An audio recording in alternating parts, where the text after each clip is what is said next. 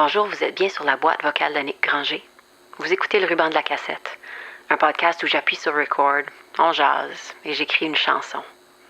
Aujourd'hui, ça commence avec 3 grosses questions, alors, au son du timbre, vous savez quoi faire.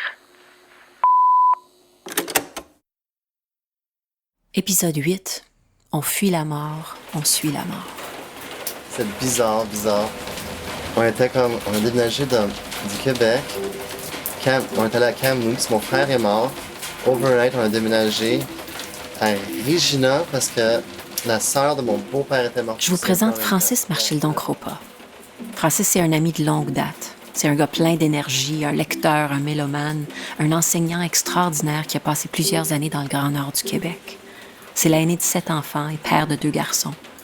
Je suis passée chez lui à Montréal, une journée d'été pluvieuse, et on a pris une petite bière sur son balcon. Quand je lui ai posé la première de mes 3 questions, c'est-à-dire de me parler d'un endroit qui a marqué sa vie, il m'a tout de suite répondu Zénon Park en Saskatchewan, le village où il a passé une bonne partie de sa jeunesse. Je lui ai ensuite demandé de me parler d'une personne significative pour lui. Oh, for sure, hein? Moi je dirais que ce serait ma mère. Oh my god, oh yeah. Méchant paquet de troubles, but I love her, but oh my god. C'est comme... Elle est tellement smart, elle a beaucoup de charme, beaucoup d'intelligence, beaucoup de bonté, mais beaucoup de violence, beaucoup de colère. C'est quoi ta 3e question? J'ai demandé à Francis de me raconter une histoire, un événement qui a peut-être changé le cours de sa vie. Yeah, that's almost too hard. Parce qu'on n'a jamais juste un, tu sais, c'est Non, comme... c'est ça. Celui toujours, c'est toujours la mort de mon frère, là. Ça... C'est comme quelque chose qui s'était imposé, you have no control over it. C'est vraiment un gros wake-up call. Comme genre l'instabilité de la vie, le hasard, it's weird, eh? It's like when somebody, like... C'est quand il est né, là, c'est mon premier frère, yeah. C'est un 4e enfant. It was such an idyllic situation. It was like right before Christmas time. We had this like idyllic like house in the mountains of Kamloops. C'était super beau, like log house. J'avais des super Lego. J'adorais ça aller à l'école. J'apprenais l'anglais.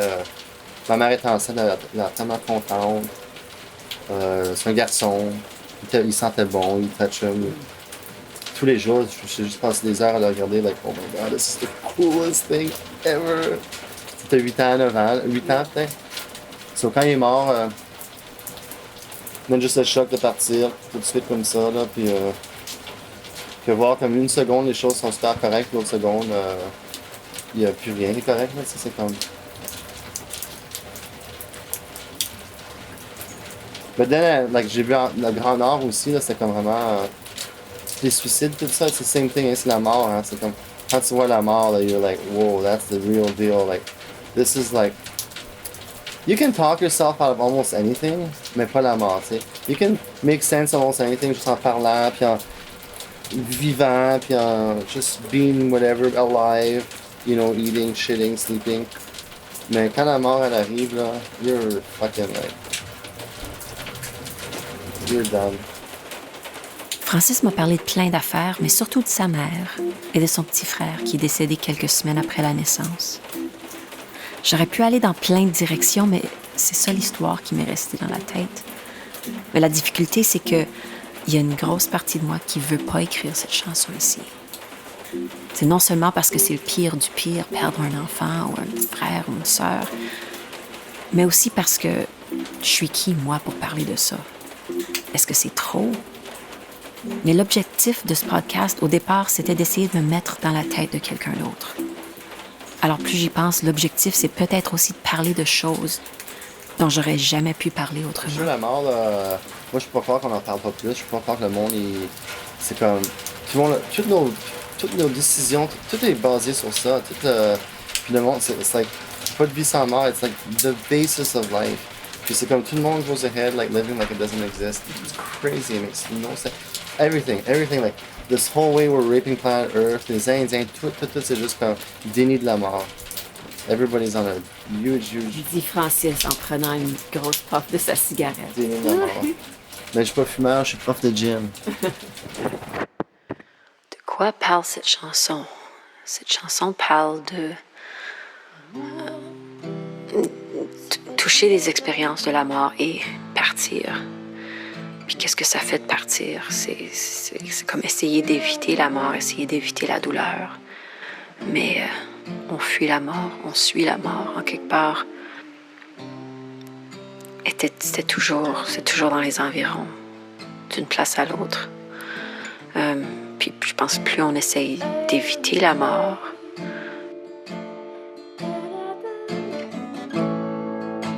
plus on l'évite. Plus elle devient inévitable, le temps passe, on s'approche tout le monde. On ne sait pas quand ça va arriver. But je pense que le point de la chanson, ça devrait être l'espèce de packing up the kids and leaving. Okay. The Thunderdome. Wait, the Thunderdome. OK, enfin un brouillon de chanson. Et j'avais envie d'en parler à ma bonne amie Andrea Lindsay. J'avoue que j'ai quand même trouvé ça délicat parce qu'Andrea venait tout juste d'avoir un bébé, mais en même temps, je me suis dit que le sujet pourrait peut-être la toucher d'une façon particulière. Alors, je suis allée chez elle un après-midi, pendant que le petit faisait la sieste, pour lui chanter ça puis en parler un peu. Il y a aussi, je pense que tout le monde peut s'identifier à les pertes. Si c'est un enfant, ou si c'est un amour, ou c'est quand on vit notre vie, puis un peu comme, et j'aime beaucoup ça que tu dis, les cœurs, c'est fait pour briser, et comme les oiseaux pour s'envoler et tout ça, parce que quelque part, c'est rassurant, je trouve, parce que tu dis, c'est juste la nature de l'affaire. C'est la nature qu'on vieillit, on est né pour mourir quelque part. Un morceau important de l'histoire ou de la chanson, pour moi, c'était le fait que la famille ait déménagé si soudainement après la mort de l'enfant. Ça m'a fait réfléchir à ce besoin que quelqu'un pourrait avoir de partir et de recommencer. C'est trop de fantômes, trop d'affaires. Tu sais, parfois aussi, les affaires qui nous entourent, comme...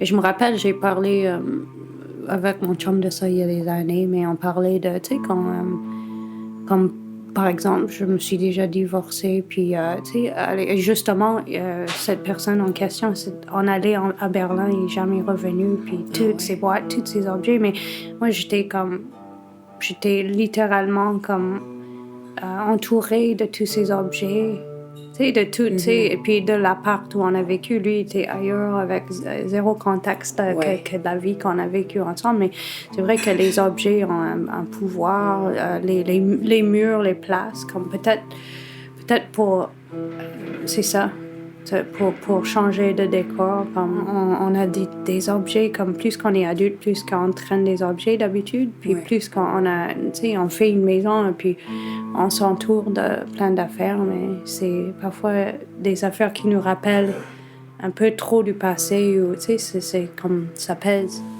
Moi, je sens un storyline, mais j'aime ça, des chansons comme ça. C'est aussi comme, c'est assez abstrait, que tu pourrais un peu coller ton histoire. Comme, tu sais, quand j'ai eu des frissons quand j'écoutais la chanson, c'est sûr que je pense à mon nouveau bébé, je pense à mon divorce, je pense à tout ça, comme tu sais, ça, s'enfuir, ça reste que c'est universel, c'est comment le monde survit quand il perd un enfant. C'est ça. Puis c'est pour ça que j'ai eu tellement de difficultés avec cette chanson. C'est parce que c'est comme si je voulais même pas aller là. Je voulais même pas y penser. C'est un cauchemar. Non. Mais c'est souvent les plus intéressants. C'est les affaires qui nous dérangent.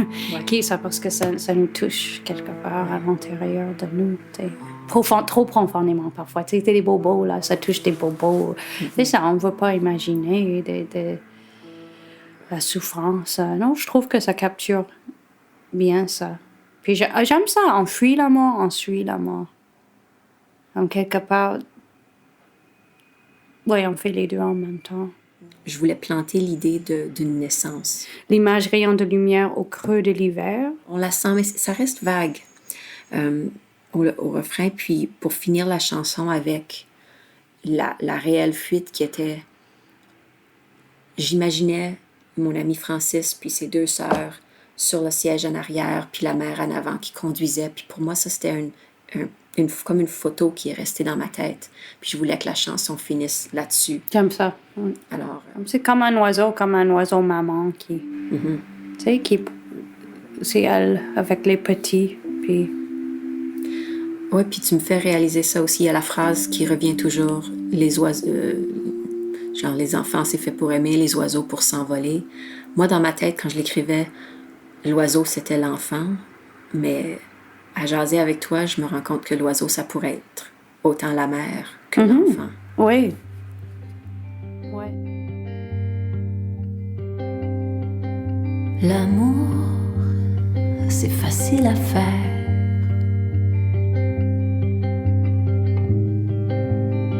Mais c'est dur à donner.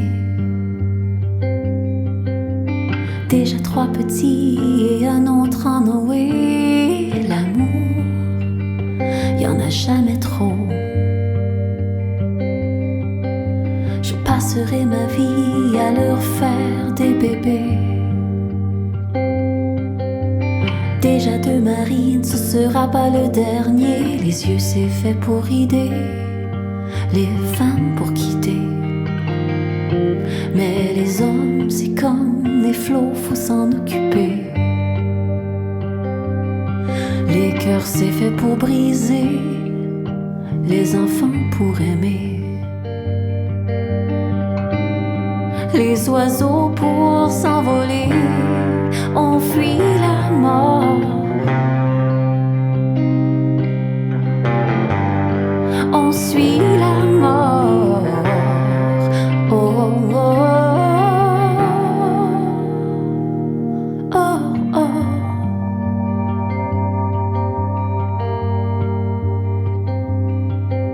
Avant, pour traverser la vie, j'avais la patience. Dans la course au paradis, faut pas que l'on devance. Avant, on était bien ici. Avant le silence, le coup de poing de son absence. Et quand il est arrivé, un rayon de lumière au creux de l'hiver. Pendant 2 semaines à peine, il était le monde entier. Les cœurs c'est fait pour briser, les enfants pour aimer. Les oiseaux pour s'envoler, on fuit la mort. On suit la mort. Oh, oh, oh. On fuit la mort. On suit la mort. Oh, oh, oh. Ah, ah.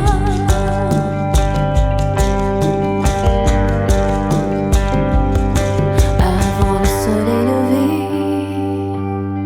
2 sœurs, un frère sur la banquette arrière. Sans dire un mot, j'ai roulé toute la journée. L'oiseau s'est envolé. S'il y a une chose que je sais, c'est que rien de si beau n'est fait pour durer.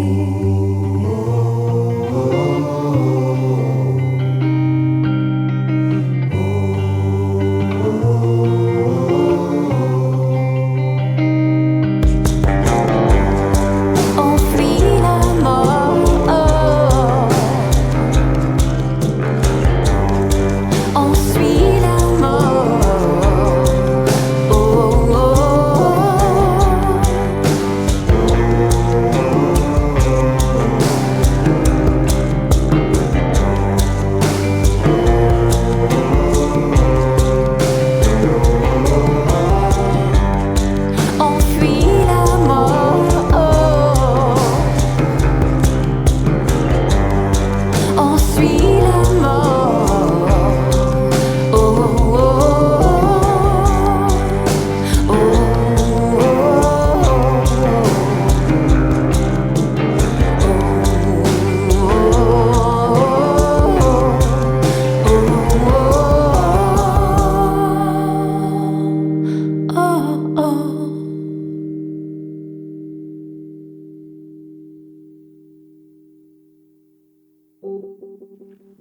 Merci Francis et Andrea d'avoir partagé vos histoires avec moi. Merci à mes musiciens et collaborateurs Olaf Gondel et Pascal Racine-Venn, ainsi qu'à Davy Galland au mix des chansons. Merci au Conseil des arts du Canada, au Calque et à Musique Action. Merci à Transistor Média. La série est réalisée et montée par moi, Annick Granger, et mixée par Sacha Daoud. Merci à vous pour votre écoute, vos commentaires et tous vos partages sur les réseaux. Et n'oubliez pas que vous pouvez vous abonner à la série sur votre plateforme de balado préférée, ainsi qu'à la page Facebook Le Ruban de la Cassette. All right. Bonne route, peu importe où elle vous mène. Bye.